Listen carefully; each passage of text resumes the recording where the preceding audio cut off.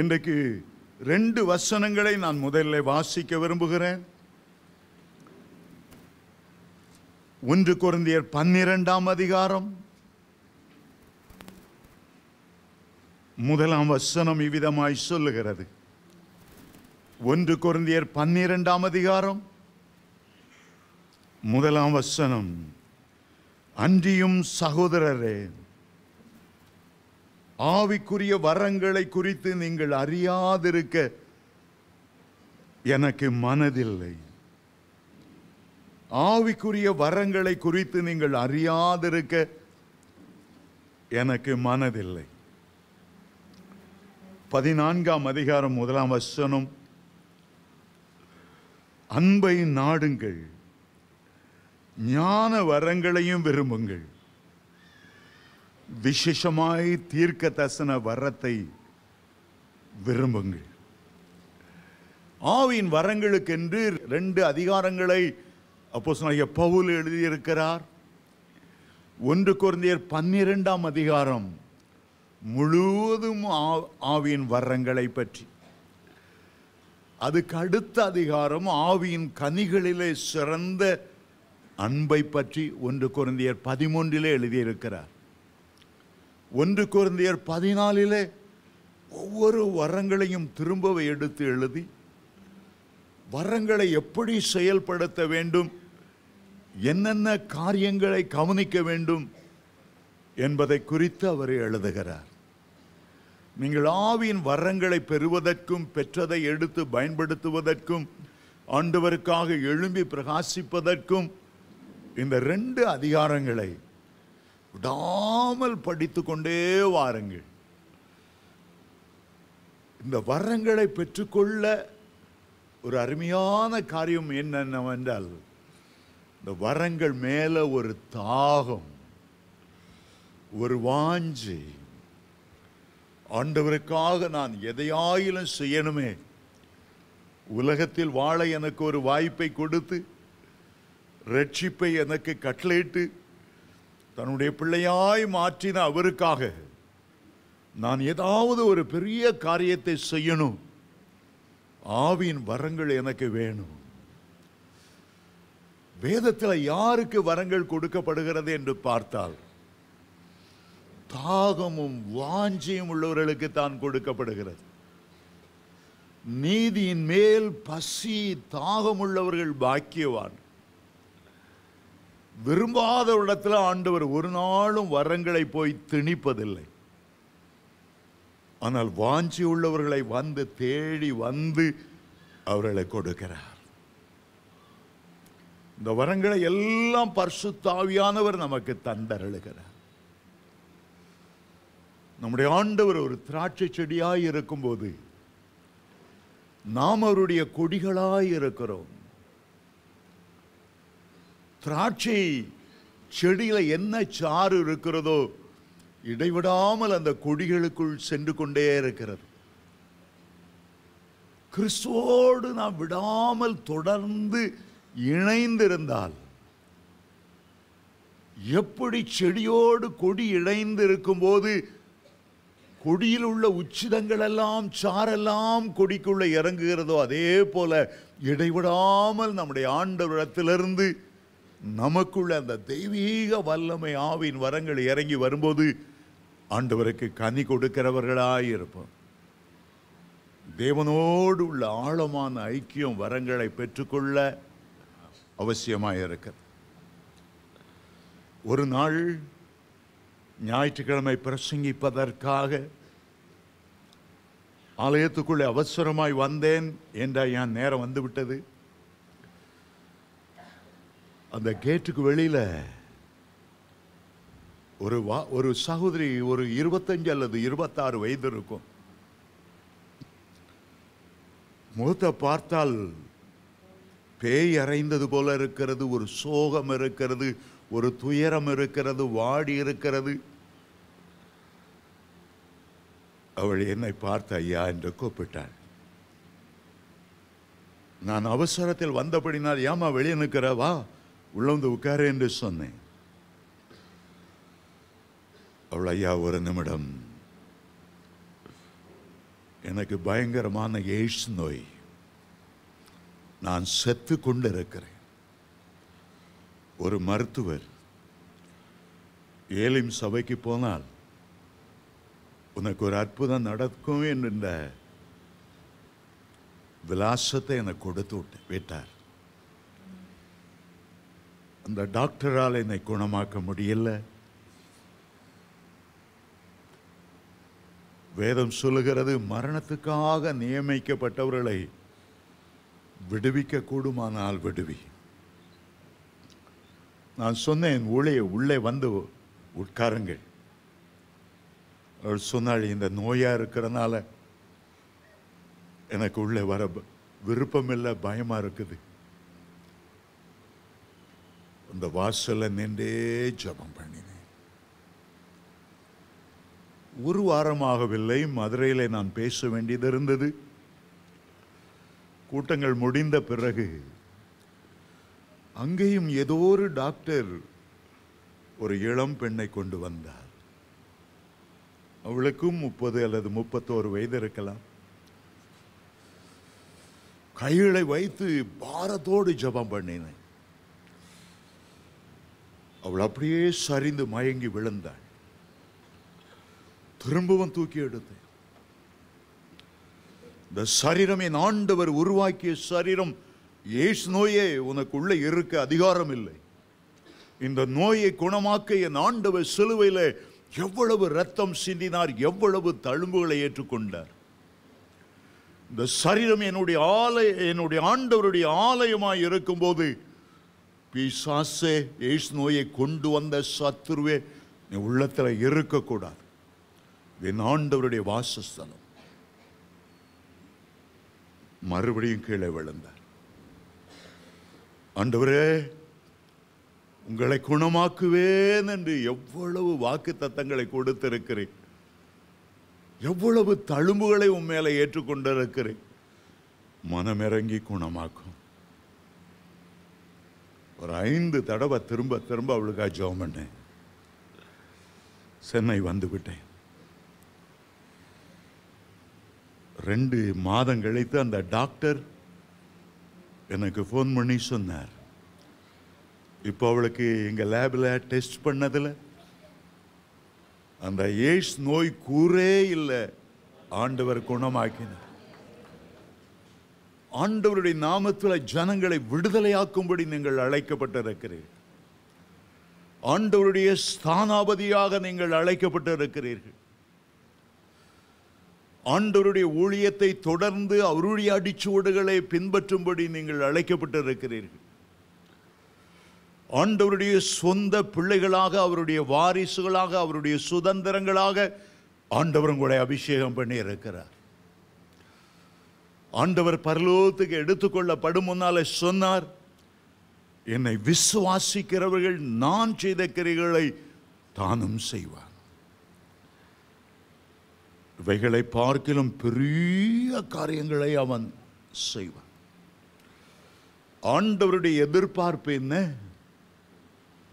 நீங்கள் ஆண்டவருடைய நாமத்தில் பெரிய காரியங்களை செய்ய வேண்டும் என்று ஆண்டவர் அவளோடு எதிர்பார்க்கிறார். அவர் 3.5 ஆண்டு காலங்கள் பூமியிலே தேவையுள்ள மக்களை பார்த்து மனதுருகி ஓடி ஓடி போய் அவர்களுக்கு அற்புதம் செய்தார்.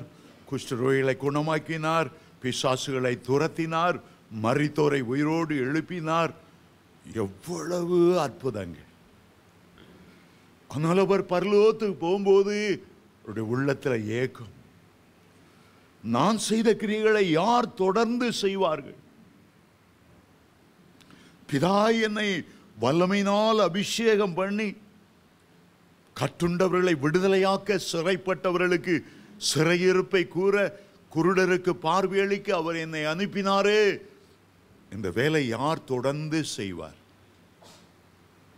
யோவான் 14:12 இயேசு சொன்னார், என்னை விசுவாசிக்கிறவன் நான் செய்த கிரியைகளை தானும் செய்வான். இவைகளை பார்க்கிலும் பெரிய காரியங்களை செய்வான். எல்லா ஆவியின் வரங்களுக்கு பின்னால விசுவாசம் என்கிற வல்லமை இருக்கிறது.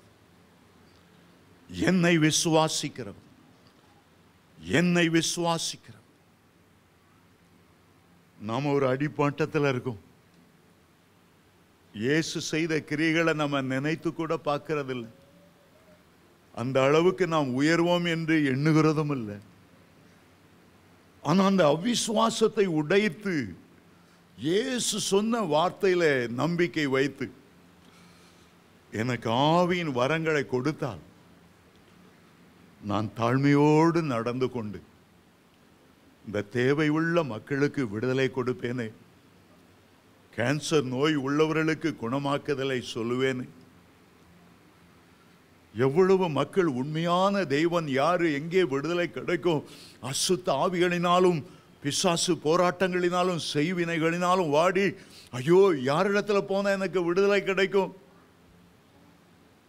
இருளிலே புழுக்களை போல நெளிந்து வெளிச்சத்துக்காக இயங்குகிறவர்கள் எவ்வளவு பேர் இருக்கிறார். ஆண்டவருடைய அபிஷேகத்தின் காரணம் என்ன? அப்போஸ்தலர் 10:38 அவர் சொன்னார், நசரேயனாகிய இயேசுவை தேவன் பரிசுத்த ஆவியினாலும் வல்லமையினாலும் அபிஷேகம் பண்ணினார். தேவன் அவருடனே கூட இருந்தபடியால் நன்மை செய்கிறவராகவும் பிசாசின் பிடியிலே சிக்குண்ட யாவரையும் விடுதலையாக்குகிறவராகவும் சுற்றி திறந்தார். இன்றைக்கு இயேசுவினுடைய கைகள் நீங்கள் தான். அவருடைய இருதயத்தில் இருந்த அதே மனதுருக்கம் உங்களுடைய இருதயத்திலும் வரும்போது, அவரை அபிஷேகம் பண்ணின அதே ஆவியானவர் உங்களை அபிஷேகம் பண்ணும்போது, ஆண்டவர் செய்த கிரியைகளை நீங்களும் செய்வீர்கள். ஆண்டவர் 3 பேரை மரித்தோரிலிருந்து எழுப்பினால், நீங்களும் மரித்தோரிலிருந்து ஜனங்களை எழுப்புவீர்கள். 3 பேரோட நின்று விடாங்க. அது ஆண்டவருடைய வாஞ்சை. இன்னும் நீ பெரிய காரியங்களை செய்யணும். 30 பேரை உயிரோடு எழுப்பணும், 300 பேரை உயிரோடு எழுப்பணும், 3000 பேரை உயிரோடு எழுப்பணும். அதற்காகத்தான் ஆண்டவர் அந்த விசுவாச வார்த்தையை சொன்னார். உண்மையாய் நீ என்னை விசுவாசிப்பாய், ஆனால் உன்னோடு நான் இணைந்து கொள்ளுவேன். ஏனென்றால் என்னுடைய ராஜ்யம், என் ஆண்டவருடைய ராஜ்யம், என் பிதாவினுடைய ராஜ்யம் பூமியிலே ஸ்தாபிக்கப்படும்படி உனக்கு நான் ஆவியின் வரங்களை கொடுக்க விரும்புகிறேன். சாத்தான் அவனுடைய ராஜ்யத்தை நம்முடைய தேசத்திலே ஸ்தாபிக்க வேண்டும் என்பதற்காக எவ்வளவு மனித தெய்வங்களை, சாய்பாபா போன்று, மேல் மருத்துவத்தூர் போன்ற ஆட்களை வைத்து போலியான அற்புதங்களை செய்து கொண்டிருக்கிறார்கள். குட்டி சைத்தான்களை வைத்து எவ்வளவு மந்திர ஜால வித்தைகளை காட்டிக் கொண்டிருக்கிறார்கள்.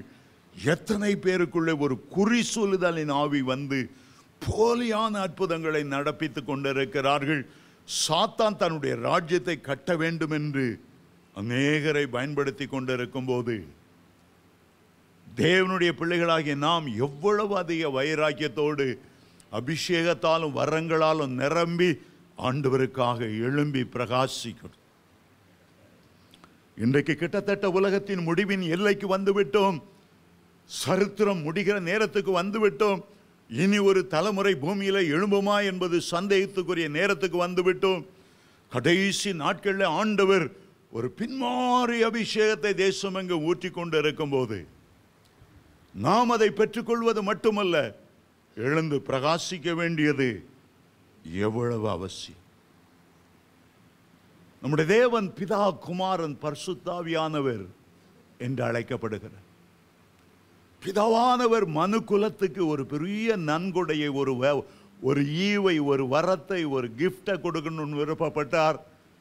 தன்னுடைய ஒரே பேரான குமாரனை, இயேசு நமக்கு கொடுக்கப்பட்ட எல்லா வரங்களிலும் பெரிய வரம், ஈவுல பெரிய ஈவு, கிஃப்ட்ல பெரிய கிஃப்ட் இயேசு கிறிஸ்து.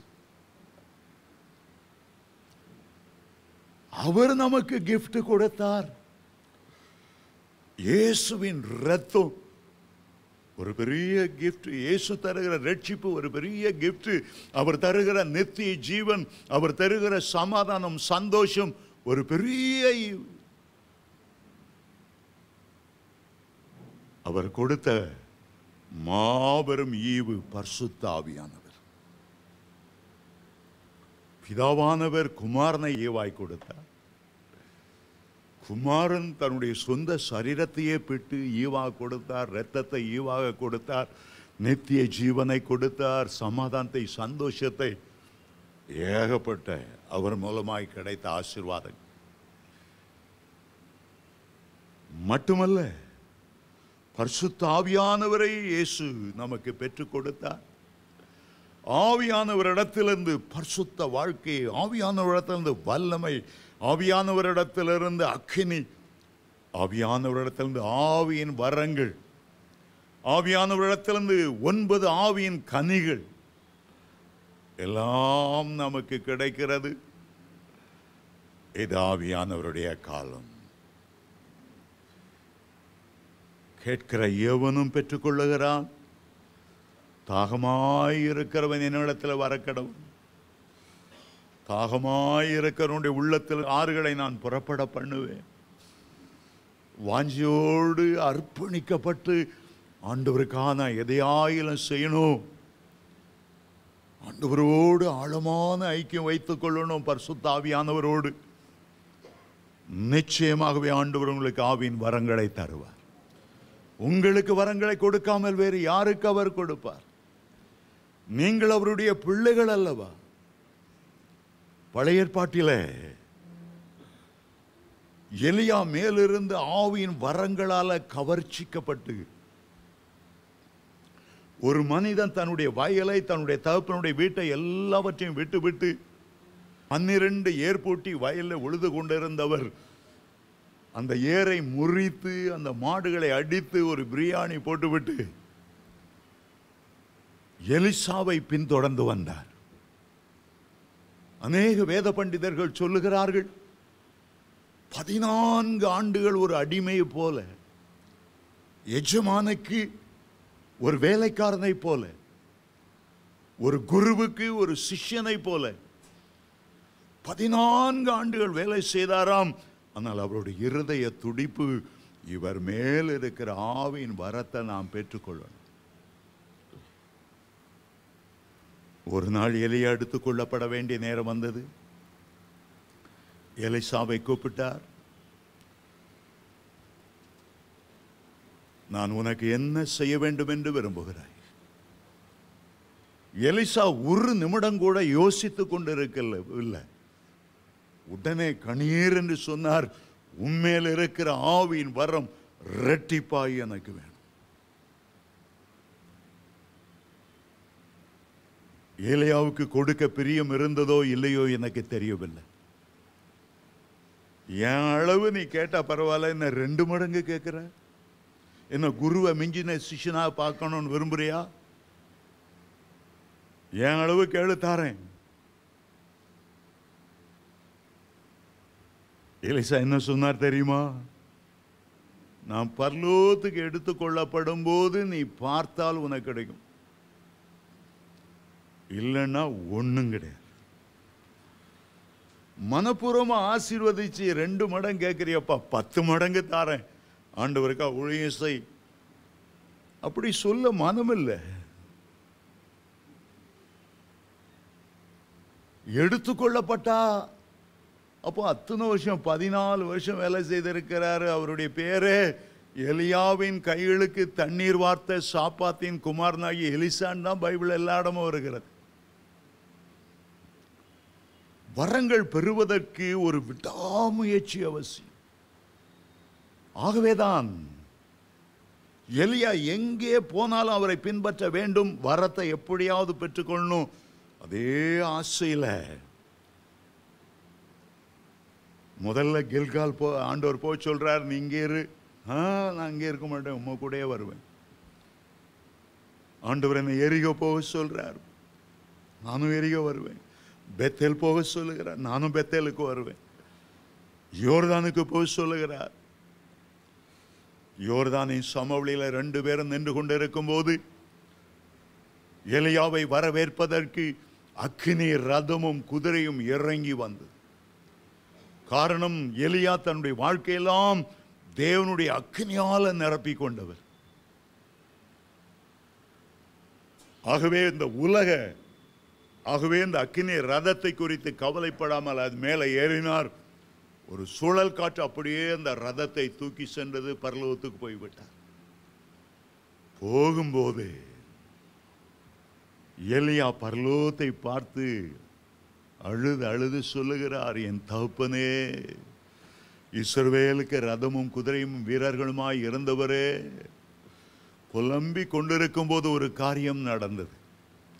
உயர போய்கொண்டிருந்த எலியா மேலுள்ள சால்வை அப்படியே கீழே விழுந்தது. ஆகாயத்தில் வருகிறதை பார்க்கிறார். இந்த சால்வை அப்படியே காட்டில் ஆடி ஆடி கீழே இறங்குகிறது. தூரத்தில் நிறைய தீர்க்கதரிசி புத்திரர்கள் எல்லாம் பார்த்துட்டு இருக்கிறாங்க. எந்த நேரம் ஓடி போய் அந்த சால்வை பிடித்தாரோ ஒரு பயங்கர பலத்த அபிஷேகம் வல்லமை அந்த நிமிடம் முதல் 2 மடங்கு ஆவியின் வரம் எலிசா மேலே இறங்கிவிட்டு. சில ஆலயத்துக்கு வருகிறீர்கள், தேவனுடைய ஊழியக்காரர்களை சந்திக்கிறீர்கள்.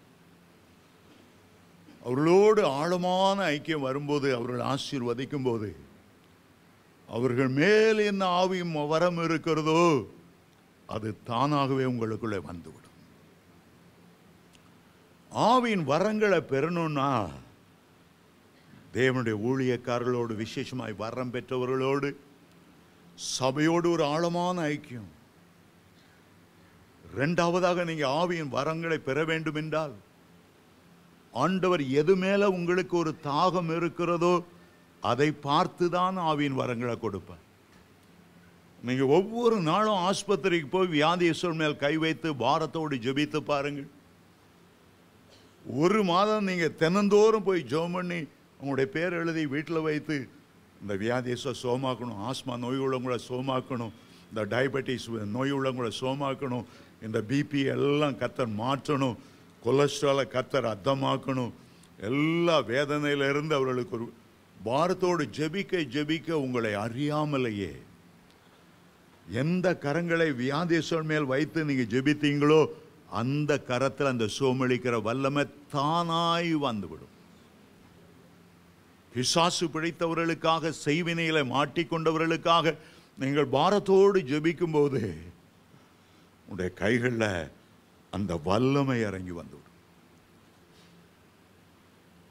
நான் வெறும் ட்ரெயினில் டிராக்ட் கொடுத்து கொண்டு இருப்பேன். மாதக்கணக்காக, வருஷக்கணக்காக, காலையில் 6லேருந்து 7 மணி வரையிலும் தாம்பரம் வரைக்கும் போவேன், பீச் வரைக்கும் போவேன், டிராக்டை கொடுப்பேன்.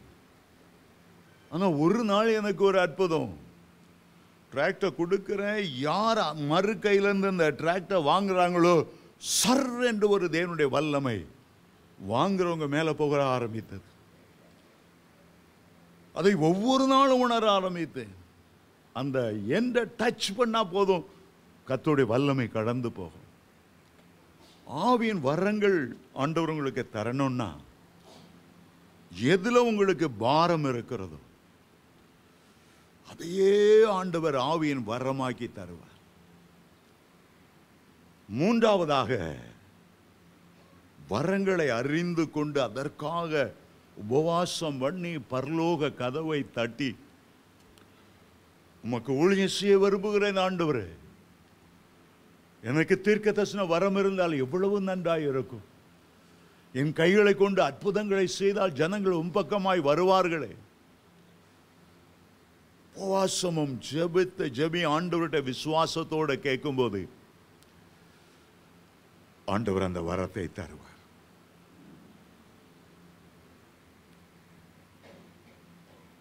கொரியா தேசத்து போதகரான பால் யாங்கிச்சோ அமெரிக்கா தேசத்துக்கு போனார்.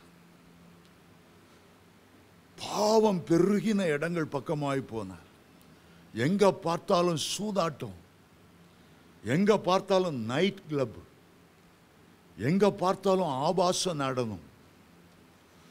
அமெரிக்காவை குறித்த ஒரு பாரம் அவருக்கு வந்தது. ஆண்டவரை பார்த்து கேட்டார், சோதோம் குமாராவை நீர் அழித்து இந்த அமெரிக்காவை அழிக்காம இருக்கிறீரே, நீ நீதி உள்ள தேவன் தானா? இந்த தேசத்துக்கு நீர் எவ்வளவு இரக்கம் செய்து கொண்டு இருக்கிறீர்? சோதோம் குமாராவுக்கு இந்த இரக்கம் செய்யவில்லையே. ஆண்டவர் சொன்னார்,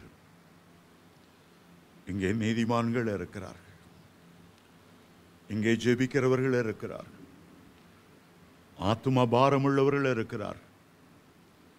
ஆண்டவர் சொன்னார், ஒரு அமெரிக்க வரைபடத்தை கொண்டு போடு.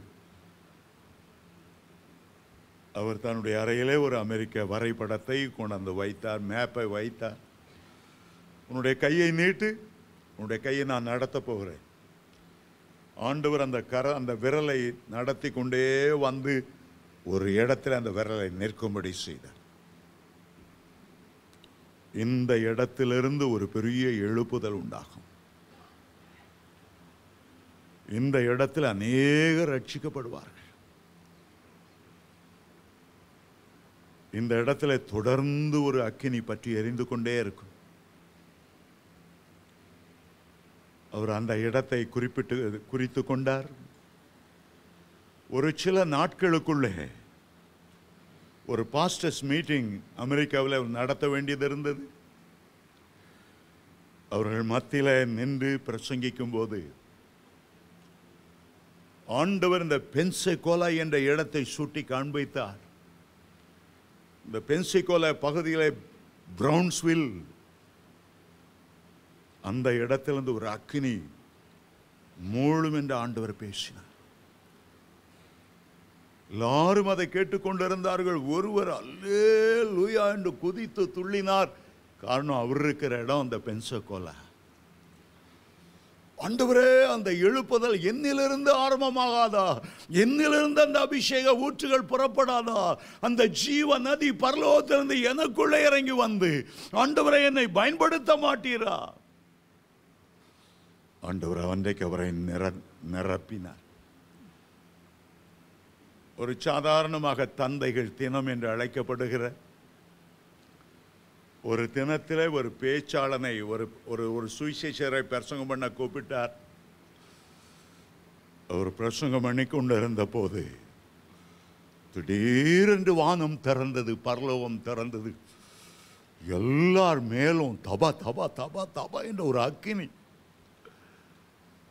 எல்லாம் கீழே கடந்து உருள ஆரம்பித்தார்கள். அன்றைக்கு அவ்வளவு பேரும் தங்களை ஆண்டவருக்கு என்று ஒப்பு கொடுத்தார்கள். ராத்திரி வீட்டுக்கு போகும்போது 3 மணி 2 மணி கட்டுக்கடங்காத அக்கினி, அந்நிய பாஷை பேசுகிறார்கள், உருளுகிறார்கள். அடுத்த நாளும் இப்படி கூட்டம் வைக்கணும். மாத கணக்கில் வருஷ கணக்கில் அந்த கூட்டங்கள் நடந்தது. நான் போகும்போது அந்த காட்சியை பார்க்க அதே இடத்துக்கு, அமெரிக்காவில் உள்ள அந்த இடத்துக்கு தாகத்தோடு போனேன். சாயங்காலம் 6 மணி மீட்டிங்க்கு, காலையில் 6 மணிக்கே கூட்டம். ஆலயத்துக்கு முன்னால் அவ்வளோ கூட்டம். சாயங்கால கூட்டத்துக்காக நான் போகும்போது காலைல 9 மணி. நான் போகும்போது அந்த கியூ 1 கிலோமீட்டர் தூரம் வந்துச்சு. எல்லாம் கியூவில் நின்று பாட்டு பாடி நடனம் ஆடி எப்போ கதவு திறக்கும். நிறைய பேர் பக்கத்துலேயே இந்த பிரெட் எல்லாம் விற்றுட்டு, சாண்ட்விச்சஸ் எல்லாம் விற்றுட்டு, கோக்கு குடிங்க பிரதர்ன்னு நிறைய பேர் சொல்லிட்டு, சாயங்காலம் 6 மணி கதவை திறந்ததான் முழு கூட்டமாக அடித்து உள்ள நுழைந்தது. உள்ளே தேவ பிரசனம் இருந்தபடியால் உள்ள நுழைந்த உடனே தேவனுடைய வல்லமை இறங்கி வெட்டி அவ்வளவு பேரும் தரையில் கிடந்தார்கள். சிகரெட்டெல்லாம் தூக்கி போட்டார்கள். ஆண்டவருக்கு பிரியமில்லாத எல்லா மதுபானம் அது இது எல்லாம் தூக்கி போட்டார்கள். அதில் ஒரு பிரசங்கியார் வந்து பிரசங்கம் பண்ணார். அன்றைக்கு பாவத்தை கண்டித்து, நீதியை கண்டித்து, நியாய தீர்ப்பை உணர்த்தி பிரசங்கம் பண்ணினார். அப்படியே ஆச்சரியத்தோடு பார்த்து கொண்டிருந்தேன். ஆனால் என்னுடைய உள்ளத்தை தொட்டது என்னவென்றால், அந்த கூட்டம் முடிகிற நேரம், ஆல்டர் கால் கொடுக்கிற நேரம், ஒரு சிறு பெண், ஒரு 10 அல்லது 12 வயது இருக்கும், 4வது படிக்கிற பெண், ஆல்டர் கால் ஒரு பாட்டு பாட அவள் வந்தாள். என் அருகில் இருந்தவர்கள் சொன்னார்கள், இவ ஸ்கூல்ல இருந்து வந்து 4 மணி நேரம் தேவ பிரசன்னத்தில் விழுந்து கிடந்து அவரை துதித்து அவருடைய வல்லமை தன்மேல இறங்கும்படி ஒப்பு கொடுத்து அந்த ஜெப அறையிலிருந்து இறங்கி வருகிறாள் என்று சொன்னார்கள். அவள் பாட ஆரம்பித்ததான் ஒவ்வொருவருடைய கழுத்திலும் கர்த்தருடைய கரம் அமர்ந்து அப்படியே தள்ளி கொண்டு வந்து ஆற்றில் முகங்குப்புற அவ்வளவு பேரும் விழுந்து கிடந்தார்கள். பாடல் பாடும்போது இருந்த அபிஷேகத்தை பார்க்கிறோம், வசனத்தை பிரசங்கிக்கும் போது இருந்த தேவ பிரசன்னத்தை பார்க்கிறோம். அவள் ஆல்டர் கால் பாடும்போது அவ்வளவு மகிமை அந்த இடத்துல நிரப்பினது. கடைசி நாட்களில் ஆண்டவர் தம்முடைய அபிஷேகத்தை ஊற்றும் போது உங்களுடைய குமாரரும் குமார்த்திகளும் தீர்க்கதரிசனம் உரைப்பார்கள். உங்களுடைய மூப்பர்கள் சொப்பனங்களையும் வாலிபர் தரிசனங்களையும் காண்பார்கள். ஊழியக்காரிகள் மேலும் ஊழியக்காரர்கள் மேலுமே நீ ஆவியை நான் ஊற்றுவேன்.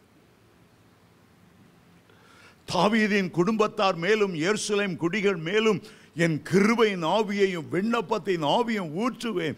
காலங்கள் செல்ல செல்ல வருகை நெருங்கிக் கொண்டிருக்க இந்த உலகத்தை ஒரு அந்தகார வல்லமையும் இந்த உலகத்தின் அதிபதியான அந்தி கிறிஸ்துவும் நுழையிற காலம் வர வர ஆண்டவர் எப்படியாவது ஒரு கூட்டத்தை தமக்கென்று தம்முடைய மகிமையின் வருகைக்கென்று ஆயத்தப்படுத்தும்படி இதுவரை இல்லாத ஒரு பெரிய அபிஷேகத்தை ஊற்றிக் கொண்டிருக்கிறார். ஆவிக்குரிய வரங்களை பொழிந்தறி கொண்டிருக்கிறார். எப்படி ஆகிலும் புறஜாதியார் ரட்சிக்கப்பட்டு கர்த்தருடைய வருகைக்கு ஆயத்தமாக வேண்டும் என்பது ஆண்டவருடைய இருதய துடிப்பாய் இருக்கிறது. ஆண்டவரே என்னை பயன்படுத்தும் என்று இன்றைக்கு நீங்கள் எழுந்தருளுவீர்களானால், என்னை ஆவியின் வரங்களுக்கு என்று அர்ப்பணிக்கிறேன் என்று இன்றைக்கு 100க்கு 100 ஒப்பு கொடுப்பீர்களானால், உங்களை 100க்கு 100 பொறுப்படுத்தி உங்களை அக்கினி ஜுவாலையாக்கி எலியாவின் மேலிருந்த அக்கினியை கர்த்தரே தேவன் என்று நிரூபிக்கும்படியான பக்தி வைராக்கியத்தை ஆண்டவர் உங்களுக்கு தந்தருளுவார். ஏதோ ஒரு பெரிய காரியத்தை செய்ய போகிறார். என்னுடைய கண்கள் ஒரு பெரிய எதிர்பார்ப்பு இருக்கிறது. ஊழியக்காரர்களுக்கு தான் ஆவியின் வரங்கள் என்று ஒருபோதும் நினைத்து விடாதீங்க. கர்த்தர் அதற்காக வேலை உடை சொல்லுவார். அதற்காக ஆண்டவர் இல்லை. மார்க் 16:17 சொல்லுகிறது, விசுவாசிகளால் நடக்கிற அடையாளங்கள் அவனை. உங்களை கொண்டு நடக்கக்கூடிய அடையாளங்களை ஆண்டவர் சொல்லுகிறார். ஊழியக்காரரை கொண்டு ஆண்டவர் செய்வார், இல்லை என்று இல்லை. ஆனால் ஊழியக்காரருக்கு தான் ஆவியின் வரங்கள் என்று ஒருபோதும் எண்ணி விடாதீர்கள். என்னை ஆண்டவருக்குள்ளே நடத்தின சகோதரி 17வது வயதிலே வயிற்றிலே பிள்ளையோடு விதவையான சகோதரி. யோசித்து பாருங்கள், 17 வயது, கணவனோடு 6 மாதம் வாழ்ந்தார்கள். விபத்தில் அவர் மரித்து விட்டார். வயிற்றிலே குழந்தை.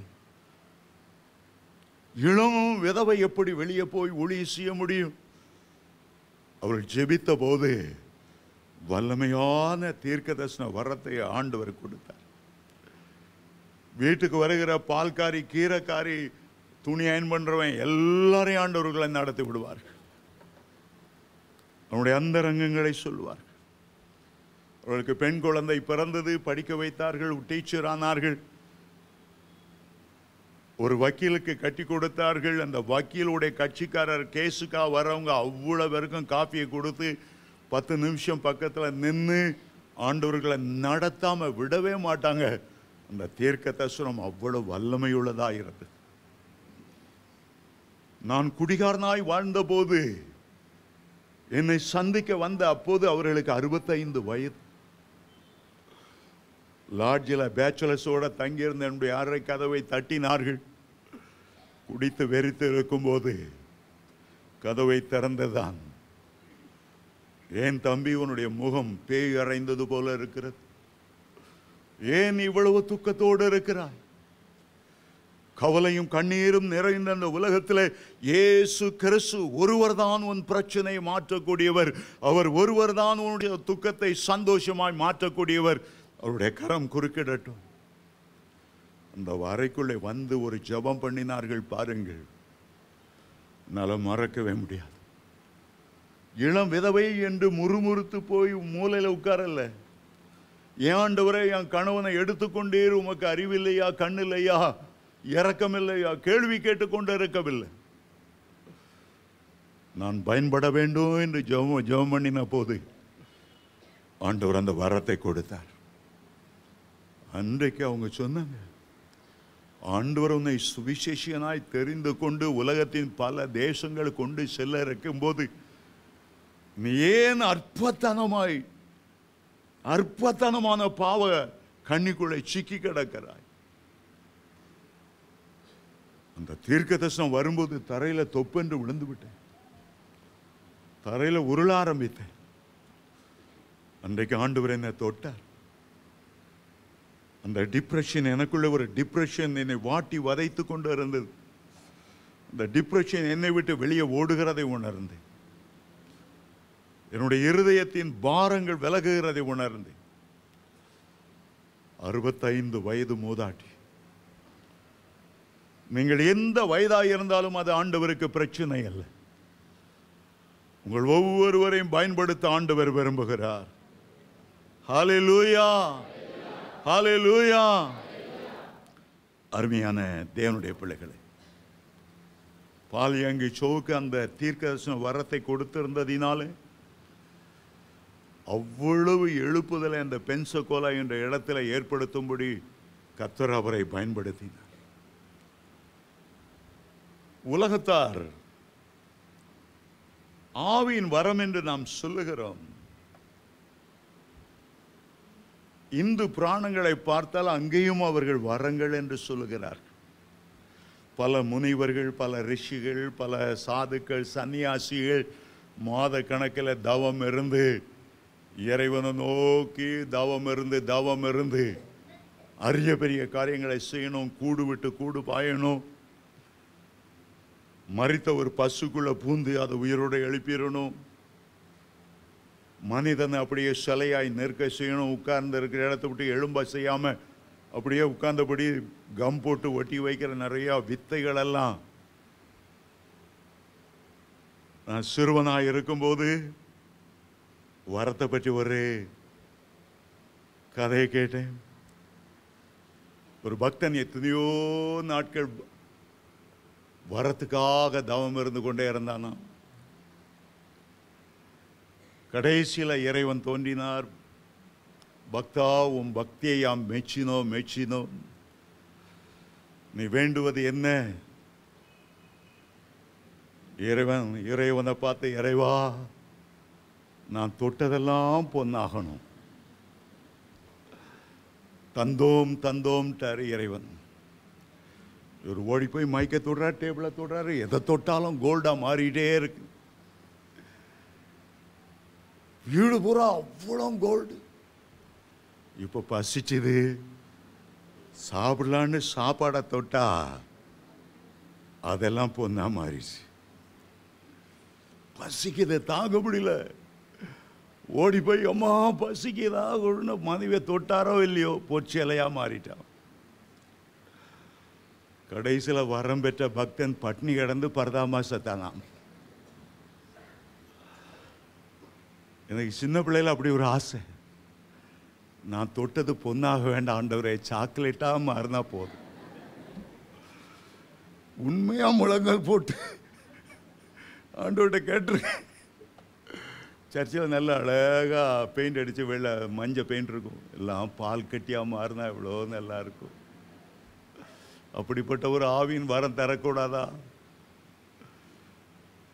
உலகத்தில் உள்ள ஆவியின் வரங்களுக்கும் நம்முடைய ஆவியின் வரங்களுக்கும் ஒரு பெரிய வித்தியாசம். இந்த ஆவியின் வரத்தை இயக்குகிறவர் பரிசுத்த ஆவியானவர். இந்த ஆவியின் வரம் எப்பொழுது செயல்படும்னா, ரட்சிக்கப்பட்ட பிறகு, பரிசுத்த ஆவியின் அபிஷேகத்தை பெற்ற பிறகு, அந்த பரிசுத்த ஆவியின் வல்லமையிலிருந்து தான் ஆவியின் வரங்கள் புறப்படும். பரிசுத்த ஆவியை பெறும்போது பரிசுத்த ஆவியானவர் பரலோகத்தில் இந்த வான்புறா நமக்குள்ளே இறங்கி வந்து நமக்குள்ளே தங்கி அவர்தான் இந்த வரங்களை செயல்படுத்துகிறார். நாம் இதை செயல்படுத்த முடியாது. நமக்குள்ளே அந்த பாரம் வரும்போது ஆவியானவர் நமக்கு பகிர்ந்தளிக்கக்கூடிய அந்த வரங்களினாலே அவர் செயல்பட விரும்புகிறார். நம்முடைய உள்ளமாகிய பாத்திரம், ஆவியானவர் தங்கி இருக்கிற வாசஸ்தலம் பரிசுத்தமாய் இருக்கும்போது, நமக்கும் ஆவியானவருக்கும் ஒரு ஆழமான ஐக்கியம் இருக்கும்போது, போகும்போது நடக்கும்போது ஆண்டவரை துதித்து அந்நிய பாஷையில பேசி பேசி நமக்கு கொடுத்த ஆவியின் வரங்களை அனல் மூட்டி எழுப்பும்போது ஆவியானவர் நமக்குள்ளிருந்து அந்த வரங்களை செயல்படுத்துவார். தாளந்துகள் வேறு, ஆவியின் வரங்கள் வேறு. உலகத்தாருக்கு பல தாளந்துகளை ஆண்டவர் கொடுக்கலாம். சங்கீதங்களை பாடுகிற தாளந்துகள் கொடுக்கலாம், இசைக்கருவிகளை மீட்டுகிற அழகான தாளந்துகளை கொடுக்கலாம். ரட்சிக்கப்படும் போது தேவனுடைய பிள்ளைகளுடைய தேவனுடைய நாமத்துக்கென்று நமக்கு விசேஷமான தாளந்துகள் கொடுக்கிறார். அது உலகத்தார் கொடுத்த தாளந்துகளை பார்க்கிலும் கோடி மடங்கு மேன்மையானவை. ரட்சிப்பில நமக்கு தாளந்துகள் உண்டு. ஆண்டவர் ஒருவனுக்கு 5 தாளந்தும், ஒருவனுக்கு 2 தாளந்தும், ஒருவனுக்கு 1 தாளந்தையும் கொடுத்தார். அதை வைத்து விருத்தி செய்ய வேண்டும்.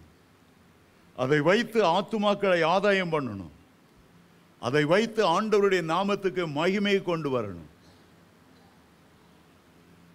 5 தாளந்தை பெற்றவன் வேறு 5 தாளந்தை கொண்டு வந்தபோது எஜமான் மகிழ்ந்தார், அன்போடு தட்டி கொடுத்தார். உண்மை உத்தமமான ஊழியக்காரனே, உன்னுடைய எஜமான் சந்தோஷத்துக்குள் பிரவேசி. 2 தாளந்து உள்ளவன் இன்னும் 2 தாளந்தை பெருக்கினான். ஆண்டவர் மகிழ்ந்தார். ஆவியின் வரங்களை கர்த்தருக்கென்று செயல்படுத்தும் போது இன்னும் அதிகமான வரங்களை ஆண்டவர் கொடுத்து கொண்டே இருப்பார். இன்னும் அதிகமான வல்லமை கொடுத்து கொண்டே இருப்பார். உள்ளவன் எவனோ அவனுக்கு கொடுக்கப்படும். இது ஆண்டவருடைய தத்துவம். ஆனால் 1 தாளந்தை வாங்கினவன் என்ன பண்ணினான்? அதை போய் புதைத்து வைத்து விட்டான். நான் சிறு வயதிலிருந்து ஒரு பெந்தைக்கோஸ்தை சபையை சேர்ந்தேன். எங்களுடைய கிராமத்தில் அந்த பெரிய பெந்தைக்கோஸ்தை சபை இருந்தது. என் வாழ்நாளில் ஒரு தடவை கூட ஆவியின் வரத்தை ஒரு விசுவாசி பெற முடியும். விசுவாசி அதை ஆண்டவருடைய நாம மகிமைக்காக பயன்படுத்த முடியும்னு கர்த்தருக்கு முன்பாக சொல்றேன். ஒரு பிரசங்கமும் நான் கேட்டதில்லை. வருஷ கணக்கில் அந்த சபையில் இருந்தேன். அங்க சபையில் இருக்கவங்களுடைய பரிதாபம் என்னன்னா, தங்க தாளந்தெல்லாம் பரிசுத்தவான்களுடைய பாதத்தில் புதைச்சு வச்சிடணும். நீ வரங்களை செயல்படுத்தினா உனக்கு சுயாதீன ஆவி வந்துவிடும். வரங்களை செயல்படுத்த அனுமதிக்கவே மாட்டார். அதை பற்றி டீச்சிங்கே இல்லை. எல்லாத்தையும் அந்த பரிசுத்தவான்களுடைய பாதத்தில் புதைச்சு வச்சுட்டு கம்முன்னு கை கட்டி எல்லாம் ஆராதனை, எல்லாம் வெள்ளையும் சொல்லையுமா இருந்து ட்ரம் அடிச்சு பாடி மறுப மலை தான். கீழே மேய்ப்பதில்லாத ஆடுகளை போல இருக்காங்களே, அதை பற்றி அக்கறையே கிடையாது. இந்திய மக்கள் ரட்சிக்கப்படுமே அதுக்கு பற்றி ஜபிச்சதை நான் கேட்டதே இல்லை.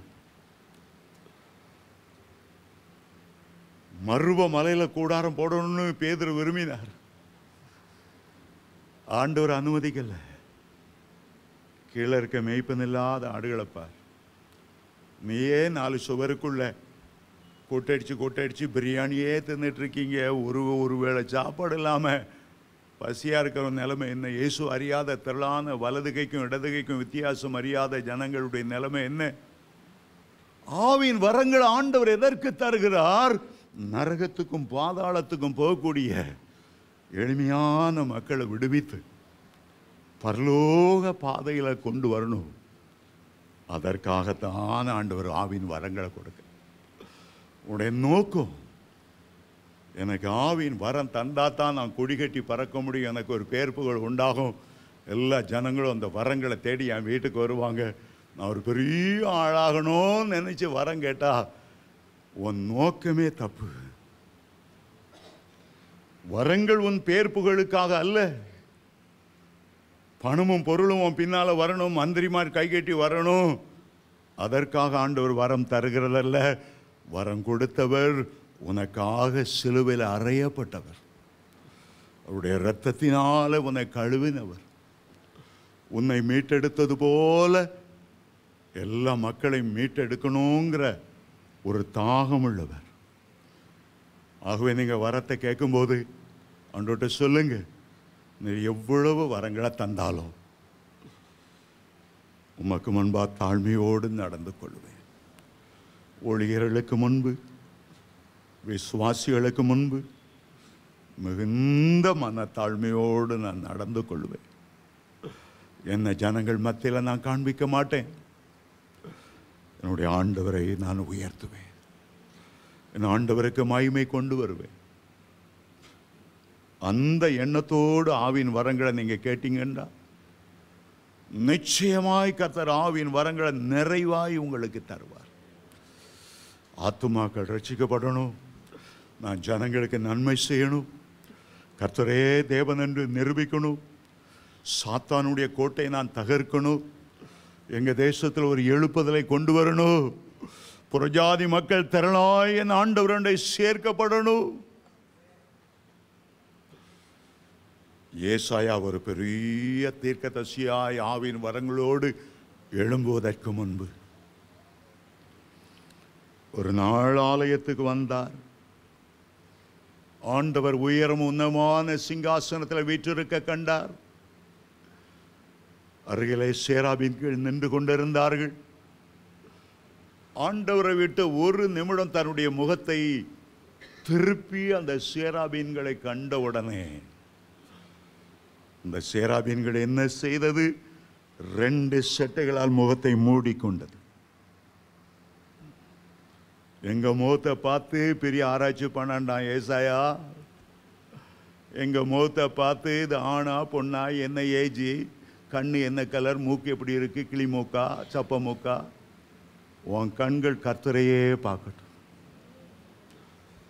ஒரு நாள் ஆண்டவர் உன்னை மகிமையான தீர்க்கதரிசியாய் உயர்த்தும் போது உன்னுடைய முகத்தை மூடிக்கொள். பார்க்கிறவர்கள் உன்னுடைய முகத்தை அல்ல, கர்த்தருடைய முகத்தையே பார்க்கட்டும். உத்தாசை வரும் பர்வதமாகிய கர்த்தரையே கண்கள் நோக்கி இருக்கட்டும். உன் பக்கமா ஜனங்களை திருப்பாத, உனக்கென்று சாம்ராஜ்யத்தை உண்டாக்காத, உனக்கென்று பேர் புகழை உண்டாக்காத. 2 சட்டைகளால் முகத்தை மூடி, 2 சட்டைகளால் கால்களை மூடி, 2 சட்டைகளால் பறந்தார். நம்முடைய ஏலிம் சபையிலிருந்து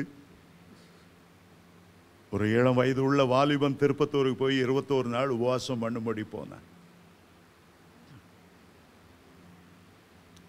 ஜெபம் பண்ணிக்கொண்டே இருந்தான். முடிகிற நேரம் எதிர்பாராத விதமாக திடீரென்று ஆண்டவர் அவனுடைய அறைக்குள்ளே போனார். ஒரு சேர் எடுத்து போட்டுட்டார். உனக்கு என்ன வேண்டும்? அந்த வாலிபன் சொன்னான், எனக்கு 9 ஆவியின் வரங்கள் வேண்டும். இயேசுவில 9 ஆவியின் வரங்கள் இருந்தன. பவுல் அப்போஸ்தலன் 9 ஆவியின் வரங்களை செயல்படுத்தினார். எனக்கு 9 ஆவியின் வரங்கள் வேண்டும்.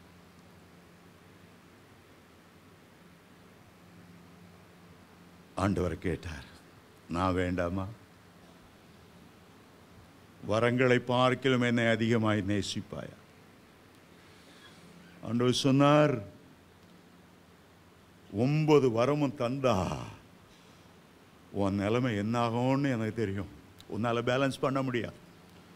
வரங்கள் செயல்படும் போது பெருமையும் ஜனங்களும் உன் காலில் விடுறதும் உன்னை நான் இழந்து போக விரும்பவில்லை. ஒரு வரத்தை கேள், தாழ்மையோடு அந்த வரத்தை செயல்படுத்தி என்னோட நாமத்தை மகிமைப்படுத்து. அதற்கு பிறகு அடுத்த வரத்தை கேள். நீ தாழ்மையோடு நடந்து கொள்ளுகிறதை பார்த்து பார்த்து ஒவ்வொரு வரங்களாய் நான் உனக்கு தருவேன். மொத்தமாக 9 வரத்தையும் அள்ளி கொடுத்தால் உன்னை நான் இழந்து விட வேண்டியது இருக்கும். ஆண்டவர் the word of knowledge அவருக்கு கொடுத்தார். வேர்ட் ஆஃப் நாலேஜ் என்ற வரம் அன்றையிலிருந்து ஆப்ரேட் பண்ணதை நான் பார்த்திருக்கிறேன். அருமையான தேவனுடைய பிள்ளைகளே, உடைய ஓட்டம் வெற்றியோடு ஓடி முடித்து திரளான ஆத்துமாக்களோடு கர்த்தருடைய பாதத்துக்கு போனோன்னா அந்த தாழ்மையை காத்துக்கொள்ளும். கிறிஸ்து இயேசுவிலிருந்த சிந்தை உங்களிலும் இருக்கட்டும். அவர் தேவனுடைய ரூபமாய் இருந்தும் கர்த்தருக்கு பிதாவுக்கு சமமாய் இருப்பதை கொள்ளையாடின பொருளாக எண்ணாமல் தன்னை தானே தாழ்த்தி அடிமையின் ரூபம் எடுத்து மரண பரியந்தம் தன்னை தாழ்த்தினார். பிலிப்பியர் 2ஆம் அதிகாரம் 5ஆம் வசனத்திலிருந்து 10 வரை வாசிக்கும்போது அந்த தாழ்மையே உங்களுக்குள்ள இருக்கட்டும். ஏன் அநேகர் ஆவியின் வரங்களை பெறாமல் இருக்கிறதுக்கு சில தவறான எண்ணங்கள் அவருடைய மனதில் விழுந்திருக்கிறது. சாத்தான் சொல்லுவான், ஆவியின் வார்த்தை கேட்காத, நீ விழுந்து போவா, ஆவியின் வார்த்தை கேட்காத, உனக்கு பெருமை அடைஞ்சிரும், ஆவியின் வார்த்தை கேட்காத, யூதாஸ் காரியத்து மாதிரி வந்துருவா, ஆவியின் வார்த்தை கேட்காத. எத்தனை வரம் பெற்றவங்க முகங்குப்புற விழுந்து கிடக்கிறாங்க. அருமையான தேவனுடைய பிள்ளைகளே, ஒரு விமானம் விழுந்துட்டுன்னா அதுக்காக யாரும் விமானத்தில் போகாமல் இருக்கிறது. ஒரு பஸ் ஆக்சிடென்ட் ஆயிட்டுன்னா அதுக்காக யாரும் பஸ்ஸில் ஏறாமல் இருக்கிறது இல்லை. நிறைய பேருடைய விழுகைக்கு காரணம் பெருமை தான். லூசிஃபர் கொண்டு வருகிற ஒரு தந்திரமான ஆயுதம் பெருமை. கொஞ்சம் அந்நிய பாஷை பேசி கொஞ்சம் தீர்க்க தரிசனம் சொன்னா உனக்கு ஒப்பானவர்கள் ஒருவரும் இல்லை. ஒரு மனிதனுக்கு இந்த பெருமை தான் பெரிய வீழ்ச்சிக்கு அடையாளம். சிலரை பார்த்து சாத்தான் சொல்லுவான், நீ ரட்சிக்கப்படுறதுக்கு முன்னால் எவ்வளோ படுபாவியாக இருந்தா, எவ்வளோ மோசமாக நடந்தா, எவ்வளோ விபச்சாரம் செய்தா, உனக்கா ஆண்டவர் வரத்தை தரப்பார மாட்டார். மூஞ்ச பாரு, இப்போ வரம் பெற ஆளை பாரு. சாத்தான் சொல்லுவான், நான் சொல்லலை. என்கிட்ட அப்படிதான் சொல்லிட்டு இருந்தான். நீ குடியார, நீ சூதாட்ட பெரிய, நீ சினிமா பைத்தியம், உனக்கு ஆண்டவர் வரத்தார. ஒரு நாள் சங்கீதம் 68:18 வாசித்தேன். அதில் எழுதியிருக்கு, துரோகிகளான மனுஷருக்காக ஆண்டவர் வரத்தை பெற்றுக்கொண்டார். துரோகிகளை பழைய வாழ்க்கை குறித்து ஆண்டவர் பார்க்கிறதே இல்லை. நீ கிறிஸ்துக்குள்ள வந்த பிறகு ஒரு புது சிருஷ்டியாய் இருக்கிறார். நீ கிறிஸ்துக்குள்ள வந்த பிறகு ராஜாதி ராஜாவுடைய பிள்ளையாய் இருக்கிறார். பழையவைகள் எல்லாம் ஒளிந்து போயின, எல்லாம் புதிதாய்.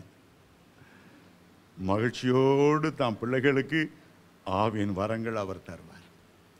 உங்களுக்காக அவர் வைத்திருக்கிறார். எபேசியர் 4:7-8 வாசிக்கிறோம், அவர் பாதாளத்தை உன்னதங்களுக்கு ஏறி சிறைப்பட்டவர்களை சிறையாக்கி மனுஷருக்கு வரங்களை அருளை செய்தார் என்று எழுதப்பட்டிருக்கிறது. பழைய வாழ்க்கையில் நீங்கள் எப்படிப்பட்ட அருவருப்பான வாழ்க்கை இருந்தாலும் இயேசுவின் ரத்தம் அதெல்லாம் மூடி போட்டு விட்டது. அதெல்லாம் கழுவி ரத்தாம்பரம் போல இருந்த பாவங்கள் எல்லாம் பஞ்சை போல வெண்மையாக்கி விட்டது. கடலின் ஆழத்தில் ஆண்டவர் அதை போட்டு விட்டார். அதை எண்ணாமலும் இருப்பார்.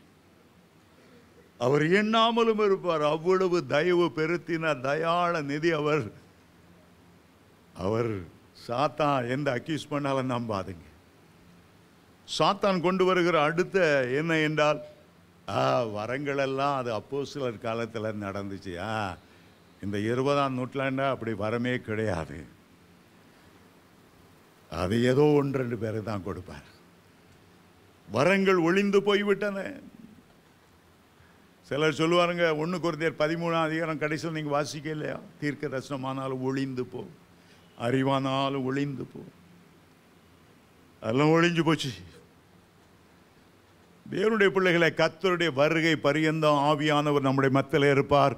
ஆவியானவர் இருக்கிற வரையிலும் ஆவியின் வரங்கள் செயல்பட்டு கொண்டு தான் இருக்கும்.